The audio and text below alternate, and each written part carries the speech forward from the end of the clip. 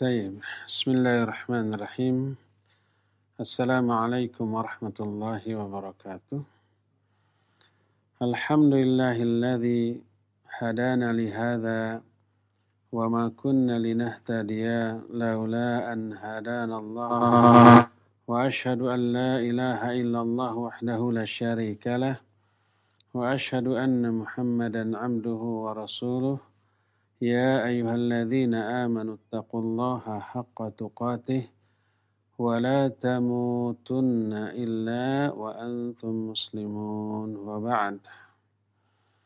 Para pendengar radio Roja Cilengsi, Roja Bogor, Roja Berau, Roja Lampung, Roja Palembang, Roja Tanjung Pinang, Roja Pontianak, Roja Kendari, Roja Surabaya, Roja Bandung, para pendengar radio Tarbiyah Sunnah Bandung, dan beberapa radio lain yang ikut gabung, juga para pemirsa Roja TV, Persada TV, dan TV-TV lain, serta para netizen di mana saja Anda berada melalui akun apa saja.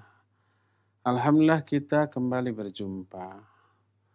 Tema yang kita angkat sekarang setelah kita membahas masalah akidah, masalah rukun iman, kita sekarang akan berbicara tentang hal yang harus kita hindari sejauh-jauhnya. Kita membahas sebuah keburukan bukan untuk diamalkan. Kita mengetahui keburukan agar kita bisa menghindari dan menjauhinya. Yang kita akan bahas adalah mengenal bid'ah. Untuk kita jauhi, untuk kita hindari, untuk kita tempatkan secara proporsional dan disikapi secara adil berdasarkan syariat Islam yang diterangkan oleh para ulama. Apa makna bid'ah? Secara bahasa, bid'ah itu diambil dari kata al-bid'u. Lalu ditambah huruf ta marbutoh untuk mubalaghah. Makna bid'ah adalah al-ikhtira' ala ghairi mithalin sabiq. Mengadakan sesuatu tanpa model, tanpa contoh sebelumnya. Allah berfirman dalam surah Al-Baqarah ayat 117, Badi'us samawati wal ard. Allah itu al-badi'. Badi' itu artinya mengadakan segala sesuatu tanpa contoh. Badi'us samawati wal ard. Allah mengadakan langit dan bumi.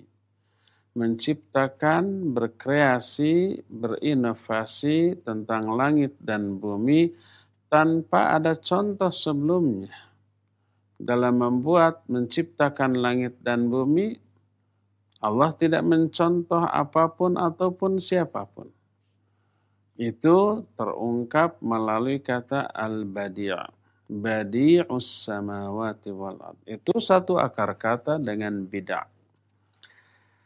Nabi SAW bukan Rasul yang bid'ah. Artinya bukan yang baru. Bukan yang ujug-ujug ada, tapi telah berlalu rasul-rasul sebelumnya. Allah menyatakan dalam surah Al-Ahqaf, ayat yang ke-9, Qul ma kuntu bid'an minar rusul. Katakan olehmu, hai Muhammad, aku bukanlah rasul yang bid'ah. Artinya bukan rasul yang baru yang tidak ada sebelumnya, enggak. Sebelumnya ada rasul. Makna ayat ini adalah ma kuntu awwala man jaa birrisalati minallahi ilal ibad bal taqaddamani katsiru minar rusul. Makna dari ma kuntu bid'an minar rusul artinya aku bukanlah Rasul yang pertama kali datang membawa risalah dari Allah untuk hamba-hambanya. Tapi aku telah didahului oleh banyak Rasul sebelumnya. Itulah makna bid'ah secara bahasa. Jadi bid'ah adalah mengadakan sesuatu tanpa contoh sebelumnya. Orang atau perbuatan mengada-adakan kebid'ahan disebut dengan sebutan al-ibtida'. Ibtida' itu mengadakan sesuatu yang baru tanpa ada contoh, sebuah kreativitas. Ada dua jenis ibtida'. Dua jenis ibtida'. Pertama al-ibtida' fil adat. Ibtida' dalam hal adat. Ibtida' itu mengadakan sesuatu yang baru dalam perkara-perkara dunia yang kemudian menjadi adat, menjadi kebiasaan, menjadi rutinitas.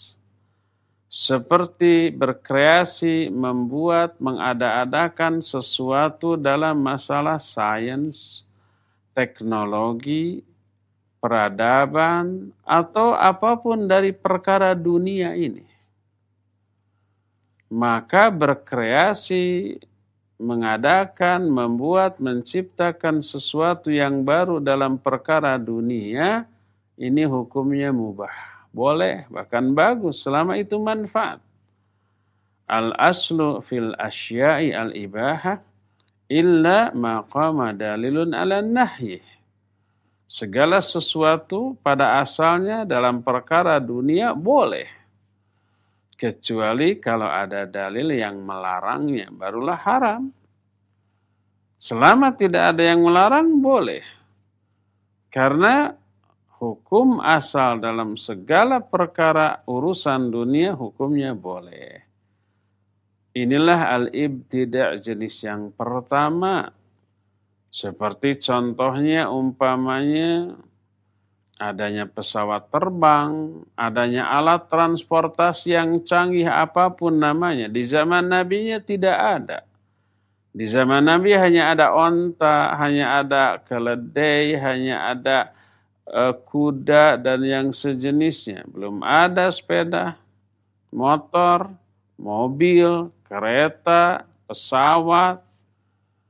Lalu orang berkreasi. Apakah ini perkara dunia apa perkara agama? Perkara dunia. Maka boleh, bahkan bagus selama itu manfaat, sekalipun dipakai sebagai sarana yang mempermudah ibadah. Dulu nggak ada pengeras suara, sekarang ada. Dulu tidak ada radio, tidak ada TV, tidak ada internet. Di zaman Nabi SAW tidak. Sekarang kita adakan. Boleh apa tidak? Bagus. Karena ini perkara dunia, bukan perkara agama. Sekalipun bisa dipakai sebagai fasilitas yang mempermudah pelaksanaan agama. Karena adanya pesawat, kita berhaji hanya dalam hitungan jam perjalanan dari sini ke Mekah. Kalau dulu nggak bisa kita ke Mekah. Sebelum ada pesawat, sebelum ada kapal laut, nggak bisa berenang kita. Kalau dulu kita dakwah di sini hanya untuk sekitar. Sekarang dakwah di sini bisa menyebar di detik yang sama ke seluruh penjuru dunia. Melalui internet, melalui teknologi, melalui TV, melalui radio, melalui streaming, dan segala macam media sosial. Apakah ini termasuk ke dalam perkara bid'ah yang terlarang? Enggak. Karena ini urusan dunia, bukan dalam perkara agama. Inilah al-ibtida' yang pertama. Ibtida' yang kedua, al-ibtida' fid din. Fil umurid diniyah. Ibtida' berkreasi, mengada-adakan sesuatu dalam perkara agama. Ini haram. Karena kaidah dalam perkara agama, al-aslu fil ibadati at-tahrim. Illa maqama dalilun ala amrih. Pada asalnya hukum melakukan ibadah, melaksanakan agama apapun haram. Kecuali kalau ada dalil yang memerintahkan. Kalau ada amalan yang tidak diperintahkan oleh Al-Quran, oleh hadis, lalu dilakukan dengan keyakinan melaksanakan perintah agama, maka tidak boleh. Berarti mengadakan sesuatu yang baru, amalan baru di dalam agama, maka tidak boleh. Nabi SAW bersabda, "Man ahdatha fi amrina hadza ma laysa minhu fahuwa raddun." Siapa orang yang mengada-adakan satu urusan dalam agama kami yang tidak termasuk bagian dari agama kami, maka hal itu tertolak. Man amila amalan laisa alaihi amruna fahuwa raddun. Siapa yang mengamalkan satu amalan tapi tidak ada contoh, tidak ada perintah dalam agama kami, maka amalan itu tertolak. Kalau amalan itu diyakini sebagai pelaksanaan dari perintah agama. Padahal agama tidak memerintahkan. Jadi al-ibtida' dalam perkara dunia bagus selama itu manfaat. Al-ibtida' dalam perkara agama haram sekalipun isinya bagus. Rata-rata mengada-adakan perkara baru dalam agama, isinya pasti bagus. Kalau jelek mah nggak akan diamalkan orang, isinya bagus. Tapi karena agama tidak memerintahkan, ya jangan dilakukan. Coba umpamanya kita sholat subuh yang harusnya 2 rakaat, lalu kita tambah menjadi 3 rakaat. Apa sih isi rakaat yang ketiga? Ada kejelekan? Tidak ada. Isinya takbir, isinya Fatihah, isinya surat, isinya ruku, isinya sujud, mengagungkan Allah, mensucikan Allah, membesarkan Allah, gitu ya. Ada sholawat kepada Nabi Sallallahu Alaihi Wasallam, ada salamnya, semuanya itu nggak ada yang buruk. Apakah karena semua isinya bagus boleh kita lakukan? Haram, tidak boleh. Di mana letak kesalahannya? Letak kesalahannya nambah-nambah syariat Allah dan Rasulnya alaihi salatu wassalam. Maka haram, tidak boleh. Masuk ke dalam keumuman hadis, man amila amalan laisa alaihi amruna fahuwa radd. Maka bid'ah tidaknya suatu amalan tidak dilihat dari isinya, konten. Oh, isinya bagus, apa salahnya? Enggak. Walaupun bagus, kalau tidak disyariatkan, jangan dilakukan. Ya. Jadi mengadakan kreativitas, inovasi, membuat perkara baru dalam urusan agama, haram, ini tidak boleh. Adapun kebid'ahan dalam perkara agama yang terlarang ada 2 jenis juga. Pertama, bid'ah qauliyah i'tiqadiyah. Pertama, kebid'ahan berupa ucapan. Ucapan itu maknanya pendapat, pemahaman yang berupa keyakinan. Seperti pendapat, ucapan, pemahaman Jahmiyah, juga Mu'tazilah, juga Rafidhah. Jahmiyah itu pengikut Jahm bin Safwan yang menolak seluruh sifat-sifat Allah Azza wa Jalla. Mereka bilang Allah nggak punya sifat. Niatnya baik, niatnya bagus. Apa niatnya baik itu? Ingin mensucikan Allah dari penyerupaan dengan makhluk. Kalau Allah punya sifat dan semua sifatnya itu sama dengan makhluk. Allah mendengar, Allah melihat, makhluk mendengar, makhluk melihat. Allah berbicara, makhluk berbicara.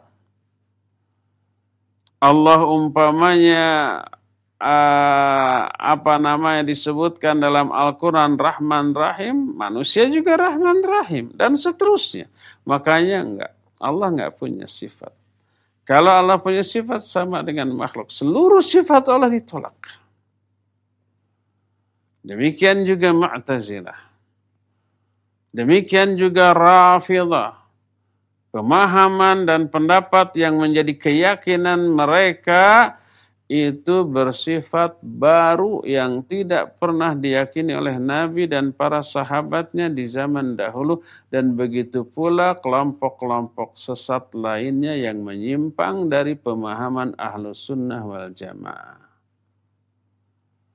Inilah jenis kebid'ahan yang pertama, bid'ah qauliyah i'tiqadiyah.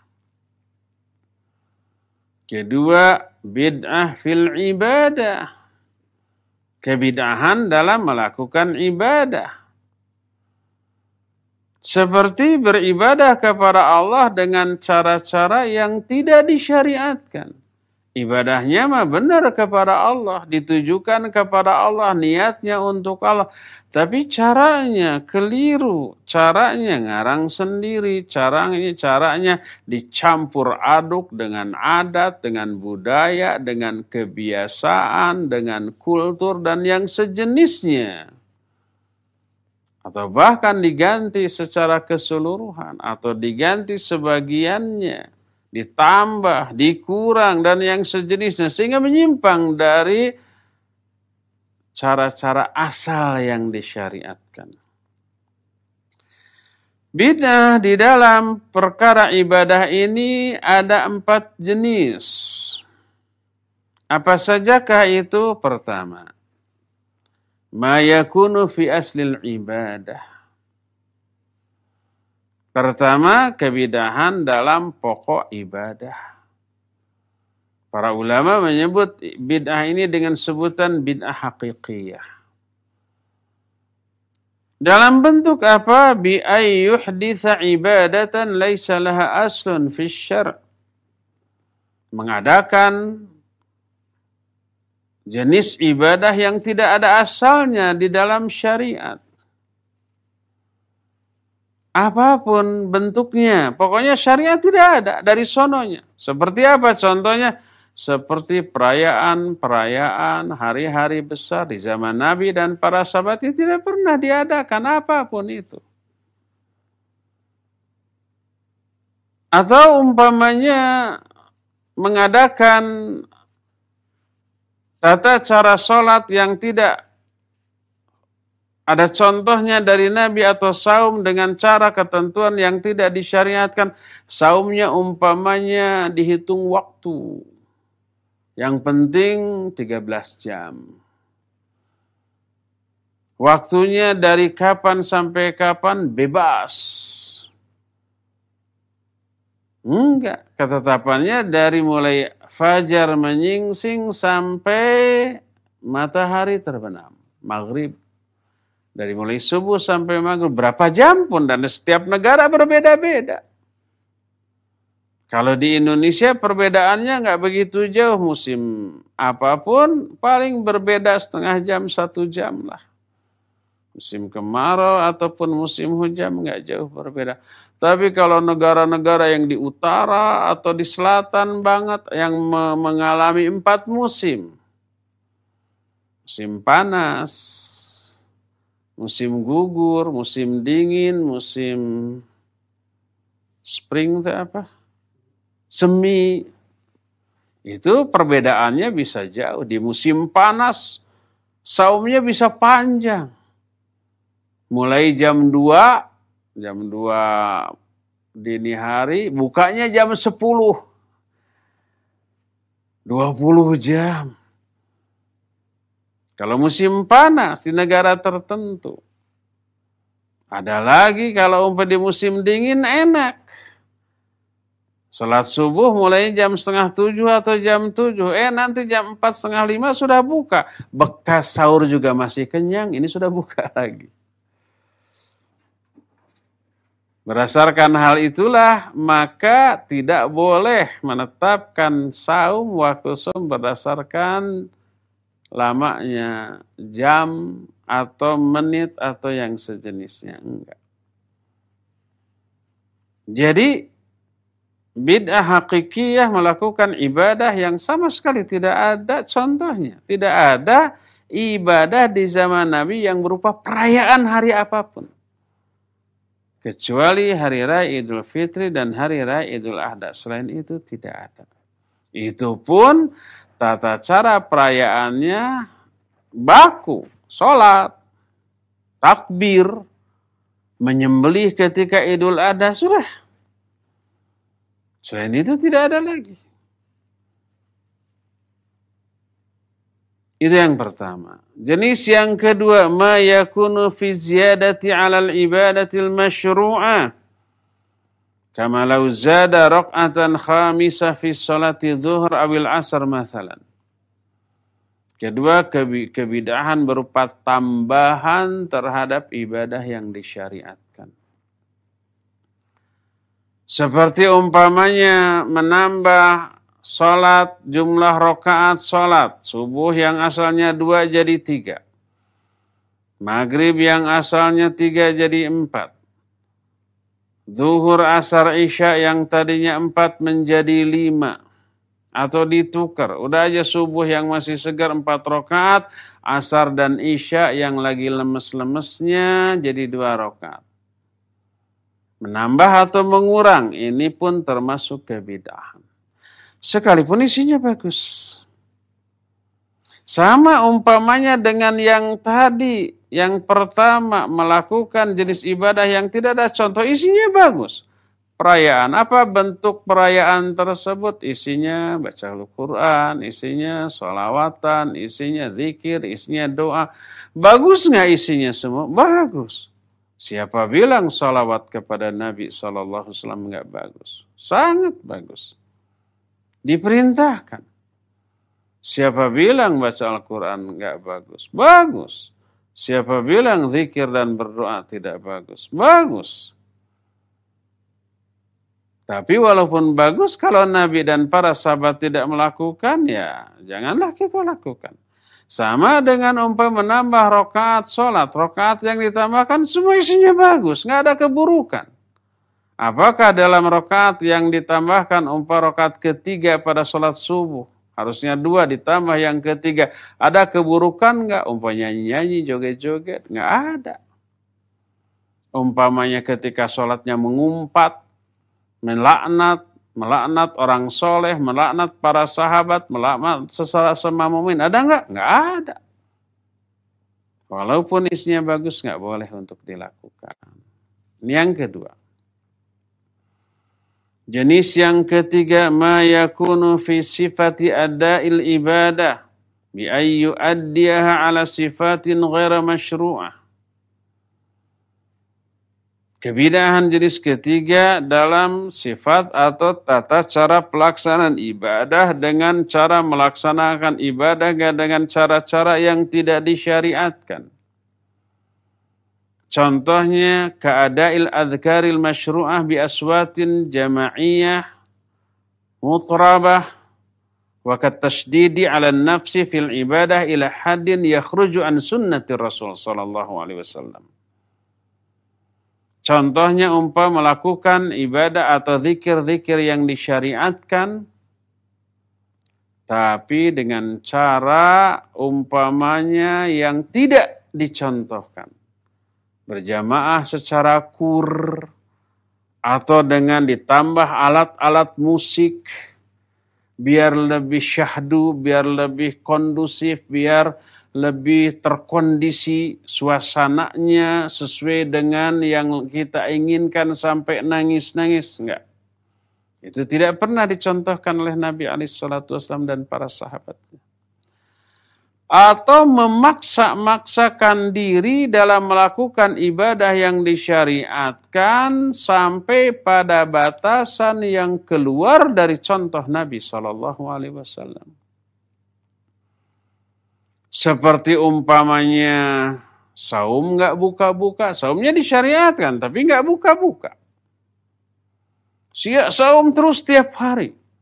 Salat malam semalam suntuk tanpa tidur sama sekali. Kan ada tuh 3 sahabat datang kepada istri Nabi SAW nanya, gimana sih Nabi kalau siang hari, kalau malam hari? Dijawab, kalau malam hari beliau tidur, lalu bangun untuk sholat. Kalau siang hari ya kadang saum sunat, kadang tidak. Wa kana fi mihnati ahli, dan beliau suka bantu-bantu istrinya, nyapu atau beres-beres. Yang jelas Nabi SAW tidak pernah ngepel. Karena rumahnya tidak dengan lantai seperti di zaman kita sekarang. Kalau nyapu mungkin ada alat sapu tersendiri. Memunguti apa sampah-sampahnya, menambal apa pakaian yang robek dan seterusnya. Dilakukan sendiri. 3 sahabat ini menganggap enteng ternyata amalan sehari-hari Nabi SAW. Lalu yang seorang menyatakan, saya semalaman nggak akan pernah tidur, sholat semalam suntuk. Kalau Nabi ada tidurnya. Ingin melebihi amalan Nabi SAW. Yang kedua, saya setiap hari saum, nggak akan pernah tidak saum. Kalau Nabi kadang saum, kadang tidak.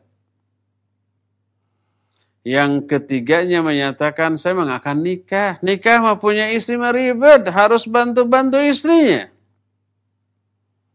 Semuanya dengan niat bagus. Niatnya ingin ibadah lebih baik daripada yang dicontohkan oleh Nabi SAW. Sampai itu berita ini kepada Nabi SAW dipanggil. Antumul ladzina qultum kadza wa kadza. Kaliankah yang berkata begini, begini, dan begini? Fawallahi ana akhsyakum lillah wa atqakum lillah. Demi Allah, aku ini paling takut kepada Allah dibanding kalian. Lebih bertakwa kepada Allah dibanding kalian. Tapi kalau malam hari aku sholat, aku pun tidur. Siang hari aku saum, kadang-kadang aku tidak saum. Wa ana atazawwajun nisa, dan aku menikahi beberapa wanita. Faman raghiba an sunnati falaysa minni. Siapa yang enggak suka kepada sunnahku? Sunnah malam hari tidur dan sholat. Siangnya saum, kadang-kadang tidak, dan menikah. Itu bukan umatku kalau yang enggak suka kepada semua itu. Padahal 3 orang sahabat itu melakukan ibadah yang disyariatkan. Tahajud disyariatkan. Saum sunnah siang hari disyariatkan. Tapi kadarnya melebihi yang dicontohkan. Tidak diakui oleh Nabi SAW sebagai umatnya. Inilah jenis kebidahan yang ketiga dalam cara melaksanakan ibadah yang disyariatkan. Keempat, ma yakunu bitakhsisi waqtin lil ibadatil masyru'ah lam yukhassishu asyar'. Keempat, mengkhususkan waktu untuk melakukan ibadah yang disyariatkan dengan pengkhususan yang tidak ditetapkan syariat. Oh, malam tertentu tuh. Contohnya umpamanya seperti melakukan ibadah khusus, baik malamnya sholat, siangnya saum di pertengahan bulan Sya'ban. Yang kita kenal dengan sebutan apa? Nisfu Sya'ban. Itu waktu tertentu yang dianggap spesial untuk ibadah. Padahal syariat tidak menetapkannya. Adapun bahwa pertengahan bulan Sya'ban adalah waktu yang mulia, ya betul diakui oleh sebagian ulama. Hadisnya sahih, disahihkan oleh Syekh Al-Albani rahimahullahu ta'ala. Dalam silsilah al-hadis as-sahihah. Tapi sebatas yang menyatakan bahwa waktu itu waktu yang utama, waktu yang agung. Tapi Nabi SAW tidak mensyariatkan ibadah khusus di malam itu. Sama dengan tahajud biasa. Seperti itulah. Oleh karena itulah maka menetapkan ibadah di waktu tertentu yang dianggap mulia, yang dianggap istimewa, padahal syariat tidak mengistimewakan waktu tersebut, ini membutuhkan kepada dalil yang khusus. Inilah 4 jenis bid'ah dalam ibadah. Bagaimana hukum kebid'ahan di dalam agama ini dari keempat jenis tadi? Berdasarkan hadis yang sahih Diriwayatkan oleh Imam Abu Daud dan Imam At-Tirmidzi dari Irbad bin Sariyah radhiyallahu an. Nabi sallallahu alaihi wasallam menyatakan wa iyyakum wa muhdatsatil umur fa inna kulla muhdatsatin bid'ah wa kulla bid'atin dhalalah. Jauhi oleh kalian perkara-perkara baru dalam agama. Dalam agama ya, bukan dalam urusan dunia loh. Dalam urusan dunia bagus berkreasi. Selama itu manfaat dan tidak madarat. Jauhi oleh kalian perkara-perkara baru dalam agama. Sebab segala perkara baru dalam agama adalah bid'ah dan setiap bid'ah sesat. Nabi SAW pun menyatakan man ahdatsa fi amrina hadza ma laysa min fahuwa rad. Siapa orang yang mengada-adakan dalam urusan kami amalan yang tidak ada contohnya dari kami, maka amalan itu tertolak. Man amila amalan laysa alaihi amruna fahuwa rad. Siapa yang mengamalkan satu amalan yang tidak ada perintahnya dari kami, maka itu semua tertolak. Hadis ini menunjukkan bahwa segala perkara yang baru diada-adakan dalam agama adalah bid'ah dan setiap kebid'ahan sesat tertolak, dan ini mencakup bid'ah dalam ibadah ataupun dalam masalah i'tikad. Apakah pelaku kebid'ahan ini murtad, keluar dari Islam, kufur? Tentu saja tidak. Pengharaman kebid'ahan itu bertingkat-tingkat sesuai dengan kadar penyimpangan dari kebid'ahan itu sendiri. Ada kebid'ahan yang bisa terjerumus ke dalam kufur. Syirik ada. Seperti contohnya apa? Tawaf di kuburan orang yang dianggap soleh atau betul-betul soleh. Tawaf dalam rangka taqarrub kepada penghuni kubur. Menyajikan, menyembelih, nazar untuk penghuni kubur, berdoa kepada penghuni kubur. Istighatsah itu minta pertolongan agar dilepaskan dari keburukan dan kesulitan. Tapi mintanya itu bukan kepada Allah, tapi kepada penghuni kubur. Itu bisa terjerumus ke dalam perbuatan syirik. Karena ibadah kepada selain Allah. Tawaf itu ibadah. Tawaf itu taqarrub kepada siapa? Kepada Allah, bukan kepada makhluk. Walaupun makhluk itu orang soleh yang benar-benar soleh. Menyembelih harus untuk Allah, bukan untuk orang. Sesoleh apapun orang itu. Qul inna salati wa nusuki wa mahyaya wa mamati lillahi rabbil alamin. Katakan olehmu, sungguhnya salatku dan sesembelihanku, hidup matiku semua untuk Allah. Atau ruku dan sujud kepada selain Allah, kepada kuburan umpamanya, walaupun kuburan Nabi, walaupun kuburan orang soleh, itu kebid'ahan yang bisa menjerumuskan manusia ke dalam perbuatan syirik. Ada lagi kebid'ahan yang tidak syirik tapi menjadi wasilah perantara menuju perbuatan syirik. Seperti membangun bangunan masjid di atas kuburan. Itu bukan syirik, tapi bisa menjerumuskan orang kepada perbuatan syirik. Salat dan berdoa di samping kuburan.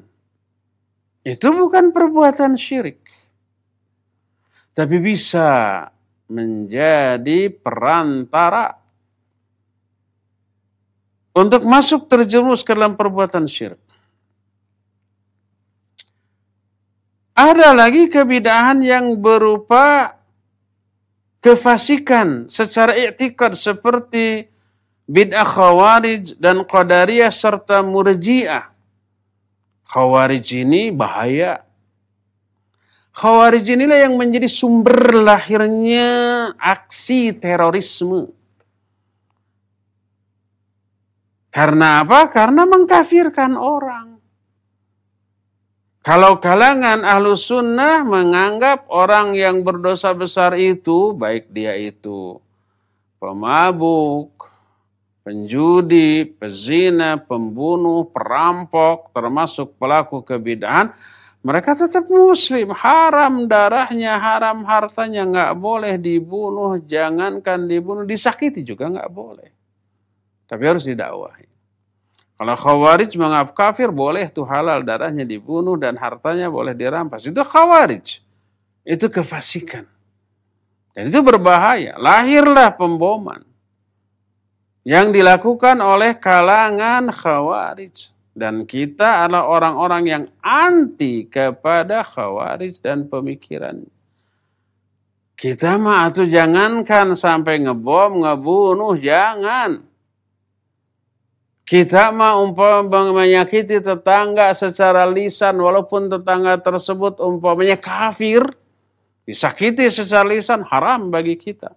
Apalagi sesama muslim, walaupun muslim itu umpamanya muslim yang ahlul kabair, pelaku dosa besar, tukang judi, tukang zina, tukang mabuk, nggak boleh kita sakiti, nggak boleh kita ganggu.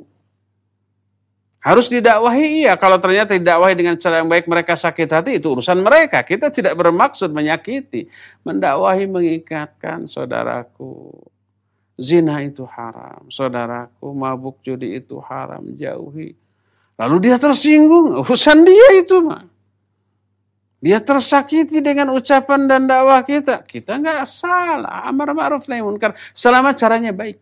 Kecuali kalau caranya kasar, hei penjudi, kamu calon ahli neraka tuh, hina kali. Ya itu mah dosa kitanya.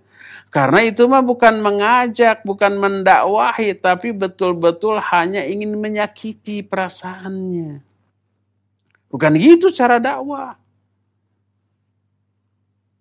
Jadi ahli maksiat nggak boleh disakiti. Kalau dia tetangga kita, kalau dia itu umpamanya kenal dengan kita, dakwahi dengan cara yang ma'ruf.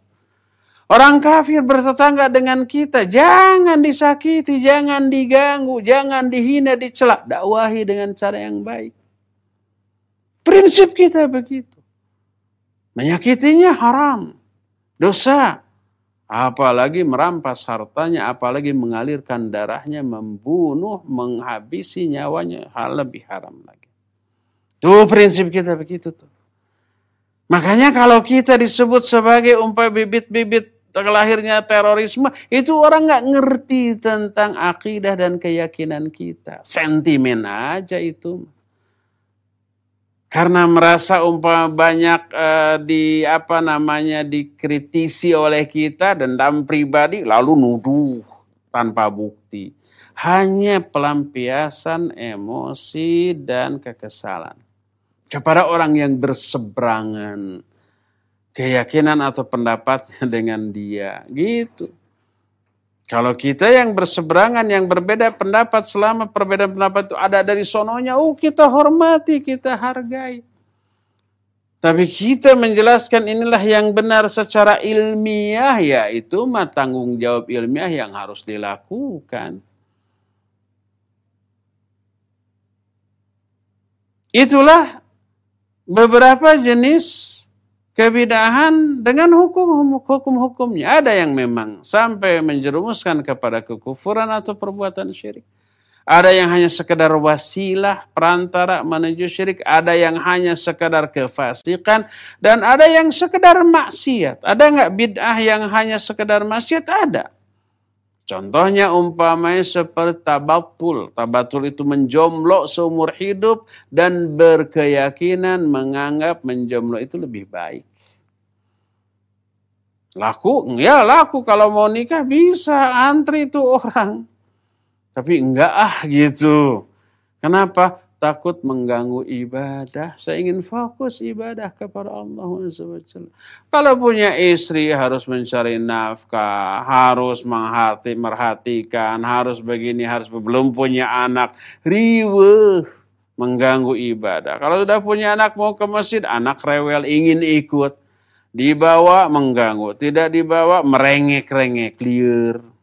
Nggak mau saya punya anak, nggak mau saya punya istri. Khusus ingin ibadah kepada Allah. Akhirnya tabatul. Itu maksiat. Tidak diakui oleh Nabi SAW. Nabi menyatakan ana atazawwajun nisa, an-nikahu sunnati, faman raghiba an sunnati falaysa minni. Nikah itu sunnahku.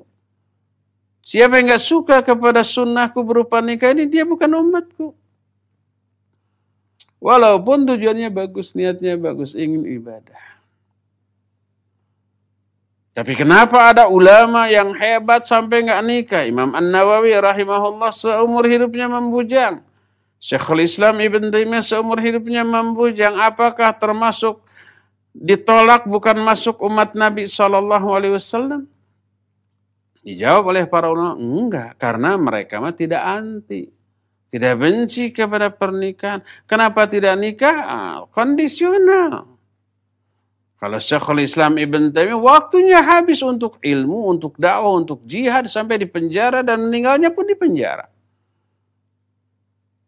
Imam An-Nawawi rahimahullahu ta'ala waktunya habis untuk ilmu dan dakwah. Bukan tidak suka kepada pernikahan. Mereka menganggap sunnah terhadap pernikahan. Ini itikad tabattul, menjomblo seumur hidup lebih baik karena lebih fokus ibadah. Itu yang tidak boleh. Inilah beberapa jenis-jenis kebid'ahan beserta hukum-hukumnya yang kita kategorikan menjadi beberapa jenis. Ada yang memang bisa menjerumuskan pelakunya kepada kekufuran dan syirik. Ada yang hanya sekedar wasilah tapi tidak sampai kepada syirik. Ada yang merupakan kebid'ahan yang maksiat dan seterusnya dan seterusnya. Timbul pertanyaan, adakah bid'ah tapi dianggap baik? Pertama, kalau ada bid'ah baik, maka itu adalah kebid'ahan dalam perkara dunia. Ya, itu baik. Adanya sains, adanya teknologi, adanya internet, adanya TV, adanya radio, adanya pesawat terbang, dan seterusnya. Ya, itu kalau mau disebut bid'ah, itulah bid'ah hasanah. Dan itu tidak terlarang, itu bagus. Adapun dalam perkara agama, Nabi SAW menyatakan kullu bid'atin dhalalah wa kullu dhalalatin finnar. Semua bid'ah itu dhalalah. Walaupun isinya baik, isinya bagus.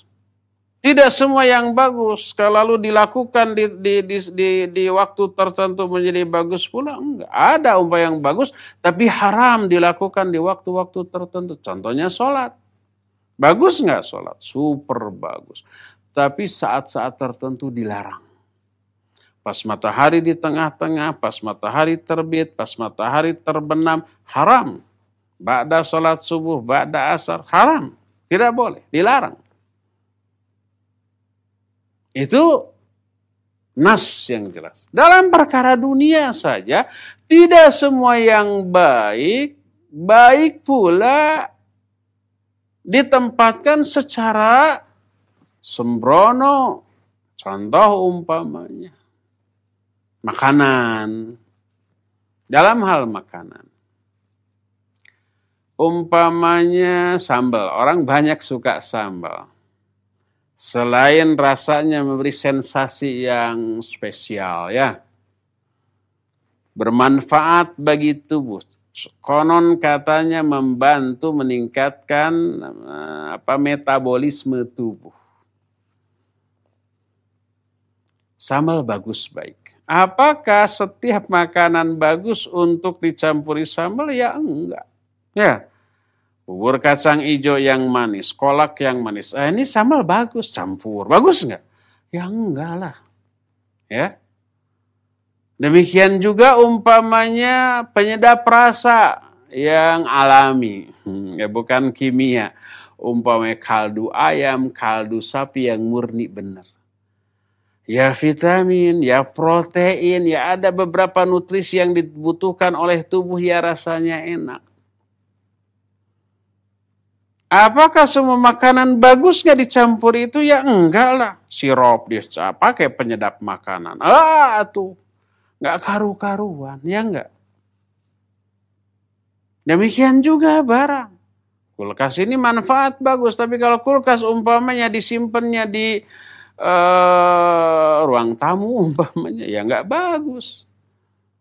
Atau umpamanya apa yang bagus, umpamanya dispenser, bagus ya bagus. Tapi kalau disimpannya di ruang, di tempat yang bukan tempatnya, ya nggak bagus juga. Dan seterusnya, itu urusan dunia, apalagi urusan agama. Oleh karena itu dalam perkara agama tidak ada yang namanya bid'ah hasanah. Berkata Imam Ibn Rajab Al-Hambali rahimahullah kitab Syarah Al-Arba'in An-Nawawiyah. Beliau menyatakan faqauluhu sallallahu alaihi wasallam kullu bid'atin dhalalah min jawami'il kalim la yakhruju anhu syai' huwa aslun 'azimun min usuluddin wa huwa syabihun biqaulihi sallallahu alaihi wasallam man ahdatsa fi amrina hadza ma laysa minhu fa huwa rad fa kullu man ahdatsa syai'an wa nasabahu ila ad-din falam yakun lahu aslun min ad-din yarji'u ilaihi fa huwa dhalalatun wad-dinu bari'un minhu sawa'un fi dzalika masail i'tiqadiyah awil a'mal awil aqwal adh-dhahirah wal batinah. Berkata Al-Hafidh Imam Ibn Rajab Al-Hambali rahimahullah. Sabda Nabi SAW bahwa semua bid'ah itu sesat. Ini termasuk jawami'ul kalim. Singkat tapi padat. Ini merupakan salah satu pokok yang agung dalam pokok-pokok agama. Serupa dengan sabda Nabi SAW yang menyatakan, siapa yang mengada-adakan satu urusan dalam agama kami yang bukan termasuk agama kami, maka itu tertolak. Maka semua amalan yang diada-adakan, lalu dinisbatkan, diaku-aku sebagai bagian agama, padahal bukan dari agama yang tidak ada rujukannya, maka ini sesat dan agama berlepas diri dari hal itu. Sama saja baik dalam perkara i'tikad, amal, ucapan, baik zahir ataupun batin. Itu kata Imam Ibnu Rajab. Adapun hujjah yang dipegang oleh orang-orang yang menyatakan bahwa bid'ah hasanah itu adalah beberapa hadis. Hadisnya sahih, tapi disalahfahami. Apa sajakah hadis yang dijadikan sebagai dalil tentang adanya bid'ah hasanah tersebut? Banyak. Pertama, yang nanti diluruskan oleh para ulama. Dalil pertama. Dalil pertama ini kita akan bahas di hari Jumat yang akan datang. Untuk sekarang waktunya sudah habis untuk menjelaskan. Tinggal waktu yang tersisa untuk bertanya jawab. Makanya dalil-dalil tentang adanya bid'ah hasanah ini beserta pelurusannya dari para ulama akan kita bahas di hari Jumat yang akan datang. Ya, nampaknya cukup ya sore ini sampai di sini saja. Insyaallah kita akan berjumpa kembali melanjutkan materi ini di hari Jumat yang akan datang. Subhanakallahum bihamdik asyhadu an la ilaha illa anta astaghfiruka wa atubu ilaik walhamdulillahirabbil alamin. Wassalamualaikum warahmatullahi wabarakatuh.